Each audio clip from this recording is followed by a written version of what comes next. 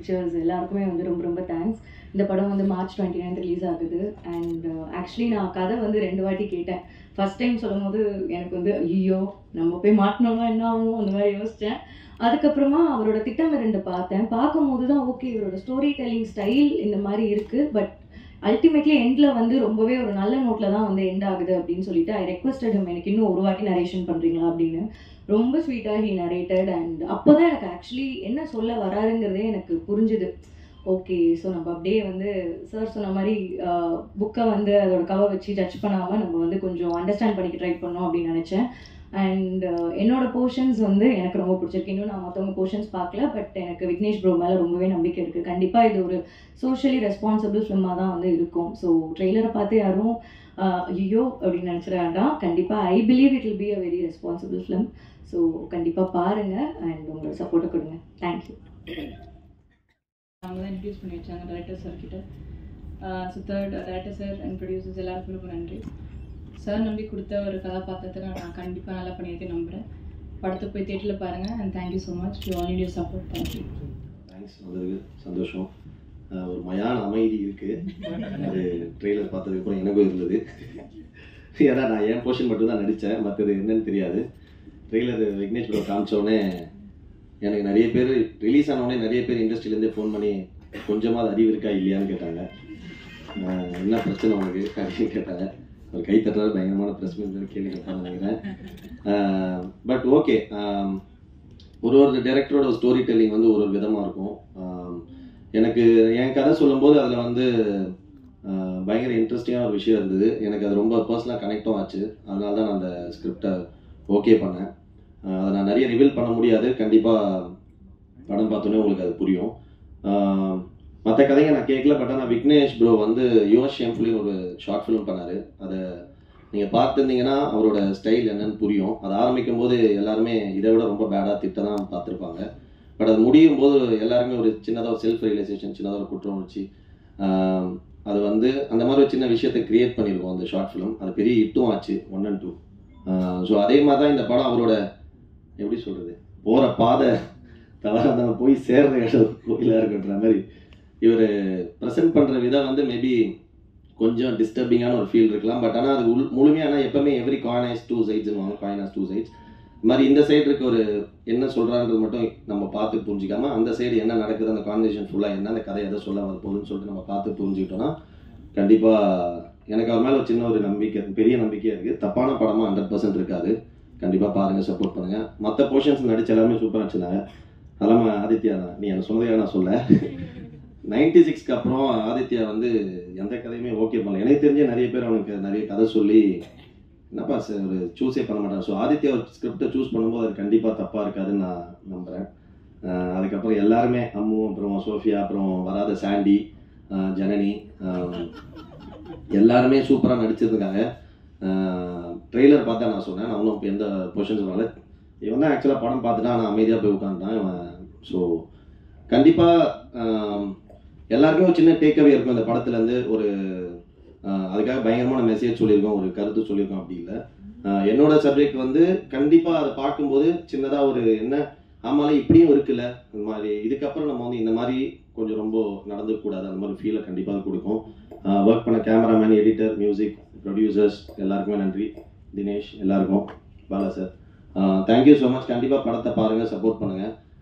எல்லா படமும் உங்களோட வெற்றி வந்து இங்கே ப்ரெஸ் அண்ட் மீடியா கிட்ட தான் ஆரம்பிக்கும். பாருங்கள், சப்போர்ட் பண்ணுங்கள். Thank you so much. Love you. எனக்கு ஒரு 1.5 வருஷம் இருக்குமா, ஒரு 1.5 வருஷத்துக்கு முன்னாடி அந்த ஸ்கிரிப்ட் வந்து கொடுத்தாங்க.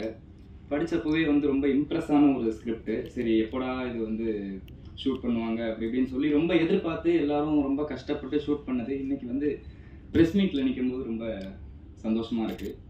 இந்த படம் ஃபஸ்ட்டு ப்ரெஸ் மீடியா உங்கள் கண்ணுக்கு தான் வரும். அது வந்து நீங்கள் ஒரு ஓப்பன் மைண்டோட பார்த்து அதை வந்து உங்களோட பாயிண்ட் ஆஃப் வியூஸ் தான் ஃபஸ்ட்டு. ஸோ அதனால் நீங்கள் அதை கரெக்டாக புரிஞ்சுக்கணும், கரெக்டாக எடுத்துக்கணும் அப்படிங்கிறது வந்து ரொம்ப வேண்டி விரும்பி கேட்டுக்கிறேன். அப்போ தான் இது வந்து ஒர்க் ஆகும். ட்ரெய்லர் வந்து ஒரு என்ன சொல்கிறது, ஒரு க்ரௌட் புல்லிங்க்கு தான் அது இது பண்ணுவாங்க. பட் படத்தில் வந்து கண்டென்ட்டு கண்டிப்பாக உங்கள் யாருக்கும் வந்து மூஞ்சி சுளிக்கிற மாதிரி இருக்காது. ஏன்னா எந்த இடத்துலையுமே வந்து ஒரு அந்த கண்ணியத்தை விட்ட மாதிரி எனக்கு தெரில. 4 கதையுமே வந்து நடக்கிறது தான், எல்லா இடத்துலையும் நடக்கிறது தான். அதை வேற ஒரு பாயிண்ட் ஆஃப் வியூவில் அவரை பார்த்து ஆக்ட்ரஸுக்கெல்லாம் வந்து அதை ஸ்கிரிப்ட் மூலியமாக காட்டி படமாக எடுத்திருக்காரு. அதே பாயிண்ட் ஆஃப் வியூவில் அதே இன்டென்ஷனில் நீங்களும் எடுத்துக்கணும்னு வந்து ரொம்ப வேண்டி கேட்டுக்கிறேன். ப்ரெஸ் அண்ட் மீடியா கண்டிப்பாக நீங்கள் சப்போர்ட் பண்ணால் மட்டும்தான் இந்த படம் வந்து அதோட ஃபுல்லஸ்ட்டை அச்சீவ் பண்ணும். So please thank you. ஒரு வாட்டி பார்த்துருங்க, பார்த்துட்டு நீங்கள் என்ன சொன்னாலும் வந்து ஓகே தான்ப்பா, ஏற்றுக்கிறோம். Okay, thank you so much. Thank you Vignesh bro thank you so much. இந்த படத்துக்கு தேங்க்யூ. ப்ரொடியூசர் என்னை மாற்றாமல் இருந்ததுக்கு தேங்க்யூ.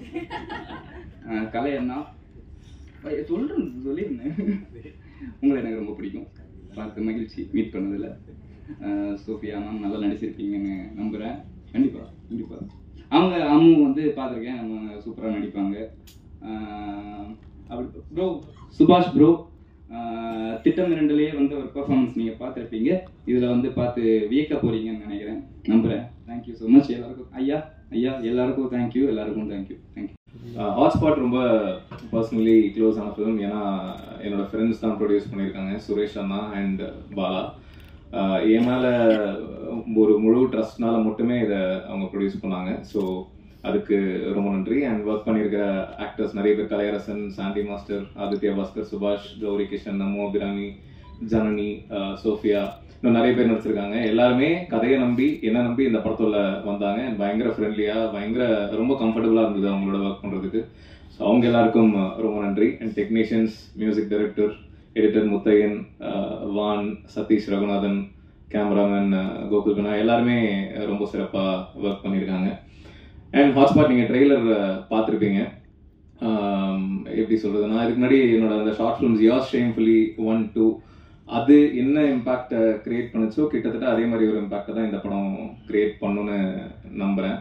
மனசாட்சிக்கு விரோதமாக ஒரு தப்பான விஷயத்த எப்பவுமே சொல்லக்கூடாது. எத்திக்கலி இல்லை பொலிட்டிக்கலி இன்கரெக்டாக இருக்கிற விஷயங்களை கண்டிப்பாக சொல்லிடவே கூடாது அப்படின்றதுல ரொம்ப கேர்ஃபுல்லாக இருப்பேன். அண்ட் இந்த படத்துலையும் அதே மாதிரி தான் எத்திக்கலி பொலிட்டிக்கலி இன்கரெக்டாக எதையுமே சொல்லலை.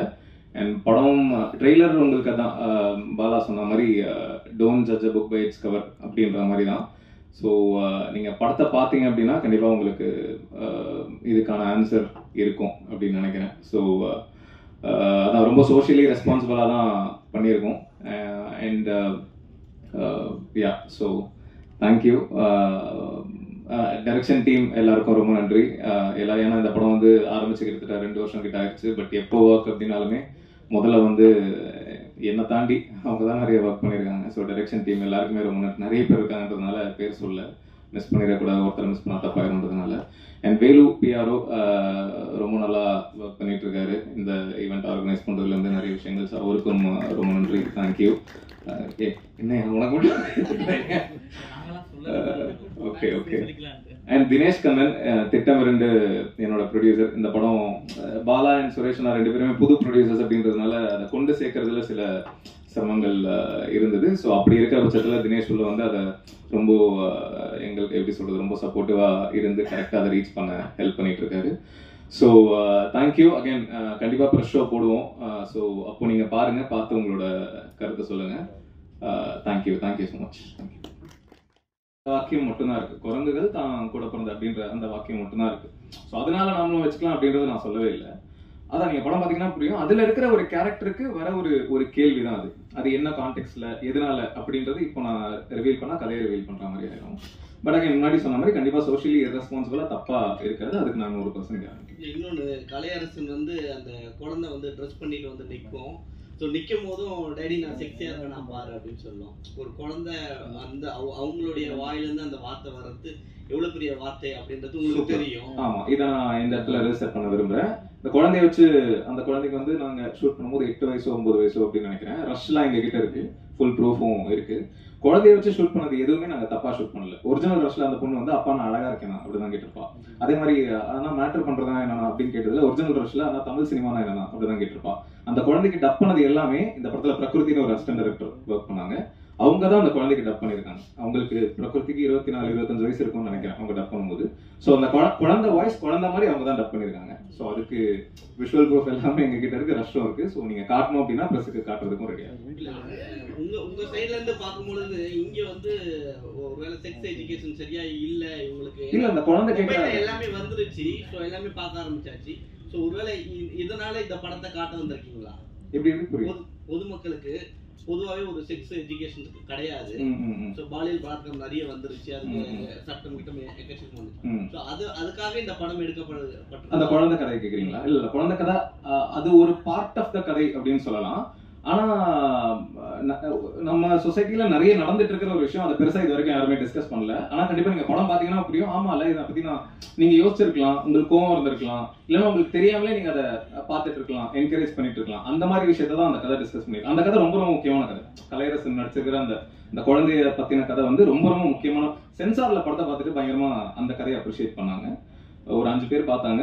என்கிட்ட சொன்னவர் வந்து 5 போர்ட் மெம்பர்ஸுமே இந்த கதை ரொம்ப ரொம்ப நல்லா இருக்கு, சொசைட்டிக்கு இப்போ இது ரொம்ப தேவையான படம், அதுக்கு நான் உங்களை அப்ரிஷியேட் பண்றேன் அப்படின்னு சொன்னாங்க. ஸோ நீங்க பாருங்க, பாத்தீங்கன்னா உங்களுக்கு புரியும். சொல்லுங்க சார். ஆமா சார். இல்ல ஒரு விஷயம் என்னன்னு கேட்டீங்கன்னா, கொஞ்சம் இருங்க வந்து அந்த பெரியாருடைய கொள்கை அது கரெக்ட் சார். அது வந்து ஒரு பகுதியை மட்டும் எடுத்துக்கிட்டு மறுபகுதியை விட்டுட்டீங்களே. இல்ல சார், விட்டுட்டேன்னு எப்படி சார் சொல்ல முடியும்? நீங்க பாதி தான் பாத்திருக்கீங்க, அதனால உங்களுக்கு ஒரு பகுதி தெரியுது. இல்ல ஆணுக்கு பெண் தாலி கட்டணும் அப்படிங்கிறது அவருடைய. ஆமா ஆமா, ஏன் பொண்ணுக்கு மட்டும் பையன் தாலி கட்டணும்ன்றது அவரோட கேள்வி. ஆமா, அதே நேரத்துல பெண்ணுக்கும் வந்து தாலி கட்டணும், ஆனா 2 பேருமே தாலியை தொங்க போட்டுக்கணும் அப்படிங்கிறது அவருடைய. அந்த இதை வந்து ஒரு பகுதியை நீங்க காமிச்சிருக்கிறீங்க. அதான் சார், ட்ரெய்லர்ல நான் ஒரு பகுதி காமிச்சிருக்கேன். ஆமா, அந்த பகுதியும் காமிச்சிருக்கலாம்ல. அப்போ நான் ஃபுல் படத்தையே ட்ரெய்லர்ல காமிச்சிட்டா படத்துல என்ன சார் பாக்குறது? இது வந்து ஒன்னும் அப்படி ஒன்றும் ரகசியமானது இல்ல. இல்ல சார், கண்டென்ட் ரிவீல் ஆயிரும். இப்போ நான் எல்லாத்தையுமே ட்ரெய்லர்ல காமிச்சிட்டேன். இப்போ உங்களுக்கு இந்த கேள்வி இருக்குல்ல, இந்த கேள்விக்கு பதில் தான் படம். அது நீங்க படம் பாத்தீங்கன்னா உங்களுக்கு கிளியரா புரியும். அப்புறம் கலையரசனுடைய மகளாக வர்றது இல்ல ஒரு நிமிஷம் சார். கலையரசனுடைய மகளாக வருகிற அந்த குழந்தை வந்து அப்பா நான் செக்ஸியா இருக்கிறேன்னு கேட்குது. ஆமா சார், அது வந்து தேவையாது சார். அது நீங்க படம் பாத்தீங்கன்னா புரியும். அதான் சொல்றேன், அந்த கதை ரொம்ப ரொம்ப முக்கியமான கதை. அது நீங்க பாத்தீங்கன்னா உங்களுக்கு புரியும் சார். இப்ப நீங்க ஒரு விஷயம் சொல்ல வரீங்க சார். சார் இங்க பாருங்க சார். இல்ல சார், இல்ல ட்ரெய்லர் சென்சார் கிடையாது சார். அப்புறம் எப்படி சார் நீங்க வந்து எக்ஸிபிட் பண்றீங்க? அவ்வளவு 50 லாங்குவேஜஸ் இருக்கு, எப்படி வந்து எக்ஸிபிட் பண்றீங்க? எந்த எண்ணத்துல பண்றீங்க sir? It is against the law. இல்ல சார், இது இல்ல சார், இது வந்து பிரைவேட் எக்ஸிபிஷன் சொல்ல முடியாது, பப்ளிக். இது மீடியா வந்து உட்கார உங்களுக்குள்ள பார்த்தா தட் இஸ் டிஃபரண்ட். இந்த மாதிரி வந்து போறதுனால போன வாரத்துல வந்து ஒரு படம் வந்து 10 days மேல. இல்ல சார், கரெக்ட் தான் சார். இது பிரைவேட் ஸ்கிரீனிங் தான் sir. This is not private screening. இல்ல சார், நாங்க இன்வைட் பண்ண ஆட்கள் தான சார் வந்திருக்காங்க. இல்ல சார், மீடியாவை கூப்பிட்டாலே it is a public screening, it is not a private screening. இது சம்பந்தமா நான் வந்து இன்னைக்கு வந்து சென்சார் பண்ண ஃபைல் பண்ணி கம்ப்ளைண்ட் கமிஷனர் ஆபீஸ்ல ஃபைல் பண்ணிருக்கேன். This is an offense sir. ஏன்னா நீங்க ஒருத்தர் இந்த மாதிரி பண்றதுனால தான் இட் கண்டினியூஸ். ஒரு 10 நாளைக்கு மேல. இல்ல சார், அதான் சொல்றேன் சார். நீங்க படம் பாத்தீங்கன்னா உங்களுக்கு புரியும். புடிக்குது இல்லன்னு சார், ஏன் அப்படி போடுறீங்க? பைரின்னு ஒரு படம் அப்படிதான் அன்சென்சார்ட் வெர்ஷன்ல போறாங்க. அவ்வளவு 50 லாங்குவேஜஸ் லேடிஸ் உட்கார்ந்து பாக்குறாங்க. இல்ல சார், அதான் சார், இது பிரைவேட் ஸ்கிரீனிங் சார். இப்போ private screening sir, correct your self. நாங்க தான சார் இன்வைட் பண்ணிருக்கோம். நீங்க இன்வைட் பண்ணீங்க கூட பப்ளிக் இன்வைட் பண்ணீங்க கூட அது பிரைவேட் ஸ்கிரீனிங் ஆகும் சார். இல்ல இது பிரைவேட் ஸ்கிரீனிங். இல்ல சார், நாங்க இன்வைட் பண்ணி ஒரு பர்టిక్యులர் குரூப் ஆஃப் பீப்பிள்க்கு போடும்போது எப்படி சார் பப்ளிக் ஸ்கிரீனிங் ஆகும்?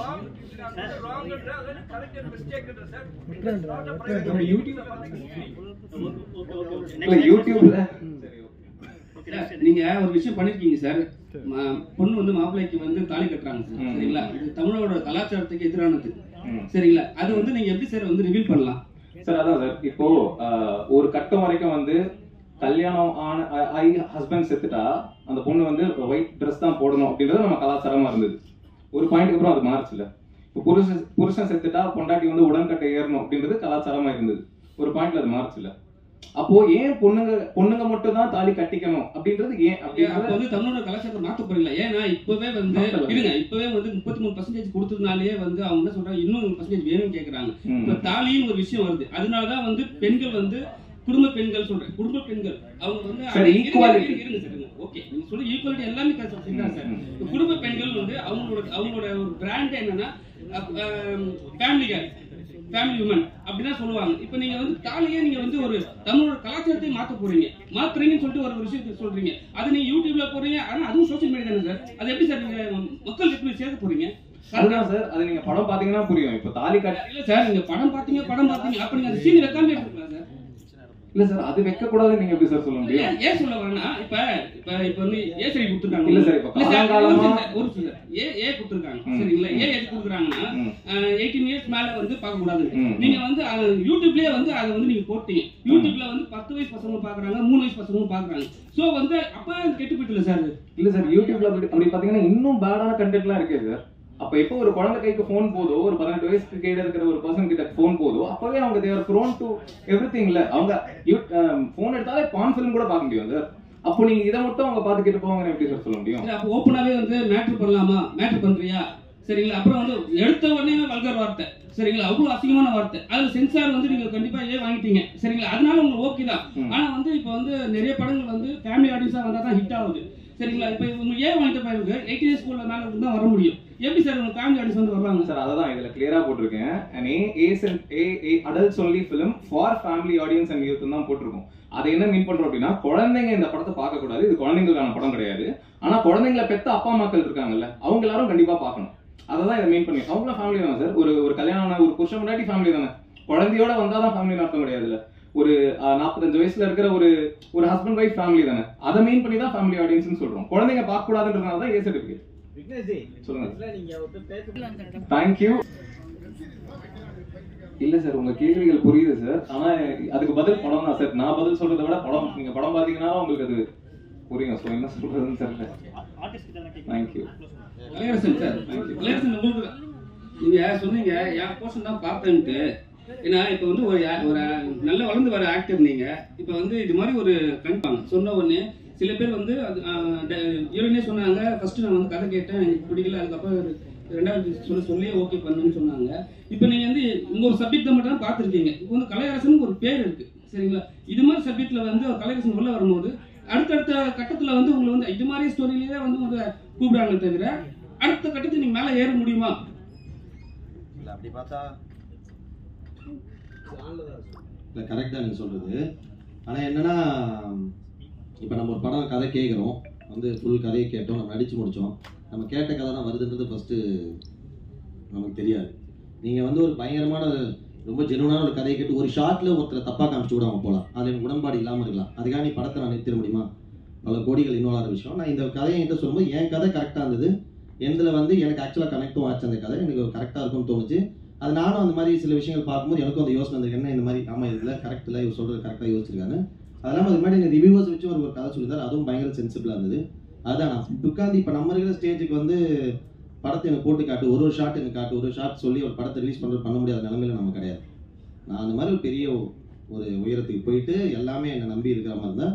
நான் இப்போயுமே I am very socially responsible. நம்ம 100 பேரை கரெக்டாக காட்டுற மாதிரியும் யாருமே தப்பாக காமிச்சதோட யாருமே ஒரு படத்தை பார்த்து காயப்படக்கூடாதுன்றது நான் ரொம்ப ரொம்ப கவனமாக தான் இருக்கேன். ஸோ அந்த மாதிரி இருக்கும்போது இந்த படம் எனக்கு மற்ற போர்ஷன்ஸ் உண்மையாக நான் பார்க்கல. பட் ஆனால் விக்னேஷ் கார்த்திகோட ஸ்டோரி டெல்லிங் ஸ்டைல் எனக்கு தெரியும். அவர் என்கிட்ட சொன்ன கதை இருக்கும், என் கதையில் இருந்த ஜெனுனிட்டி எனக்கு தெரியும். அதனால அதே மாதிரி மற்ற விஷயம் ஒரு ட்ரீட்மெண்ட் மேபி அவர் ஆரம்பிக்கிறது இப்படி இருக்கலாமே தவிர பட் கண்டிப்பாக ஒரு தப்பான ஒரு மெசேஜ் சொல்ல மாட்டாருன்ற நம்பிக்கை எனக்கு இருக்கு.